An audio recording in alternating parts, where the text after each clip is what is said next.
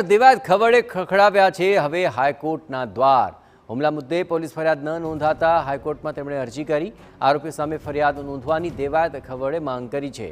અહીં મુદ્દામાલ શોધી અને પરત કરવા પોલીસને નિર્દેશ આપવાની અરજીમાં માંગ કરવામાં આવી છે। કસૂરવાર પોલીસ અધિકારીઓ સામે પણ કાર્યવાહી કરવા તેમણે રજૂઆત કરી। આગામી દિવસોમાં અરજી પર સુનાવણી હાથ ધરાશે।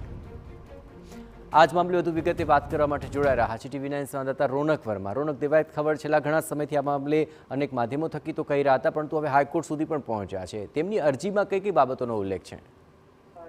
થોડા દિવસ અગાઉ અમદાવાદના ગ્રામ્ય વિસ્તારમાં લોક કલાકાર દેવાયત ખવડ છે તેમની ગાડી જે અધવચ્ચે રોકીને જે પ્રકારની ઘટના સામે આવી હોવાની જે તેમને મૌખિક ફરિયાદ છે તે કરી હતી, પરંતુ ખુદ તેઓ અને તેમના માણસો જે છે તેમના સાથે પોલીસ સ્ટેશન પહોંચતા જે ફરિયાદ છે તે નોંધવાની પ્રક્રિયા હાથ ન ધરાતા આખરે તેમના દ્વારા ગુજરાત હાઈકોર્ટના જે દ્વાર છે તે ખખડાવવામાં આવ્યા છે।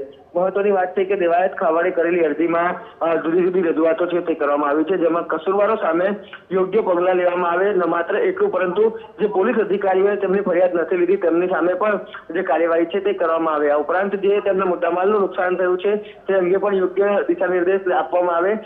એમ ન માત્ર એટલું પરંતુ જે યોગ્ય કસૂરવારો છે તેમના સામે જે કડકપણે કાનૂની કાર્યવાહી થાય, કાનૂની રાહે કાર્યવાહી થાય તે પ્રકારની માંગ છે તેમના દ્વારા કરવામાં આવી છે। આ સમગ્ર મામલે હવે આગામી દિવસોમાં સુનાવણી હાથ ધરાશે, પરંતુ લોક કલાકાર દેવાયત ખવડે જે પ્રકારે મીડિયાના માધ્યમથી પણ જે રજૂઆતો કરી છે તે હવે કાયદાકીય રાહે આગળ વધી રહી છે। બિલકુલ રોનક, તમામ ગતિવિધિઓ પર આપ નજર રાખતા રહેજો। જોવાનું રહેશે કે સુનાવણી દરમિયાન આ સમગ્ર મામલે શું પ્રક્રિયા સામે આવે છે।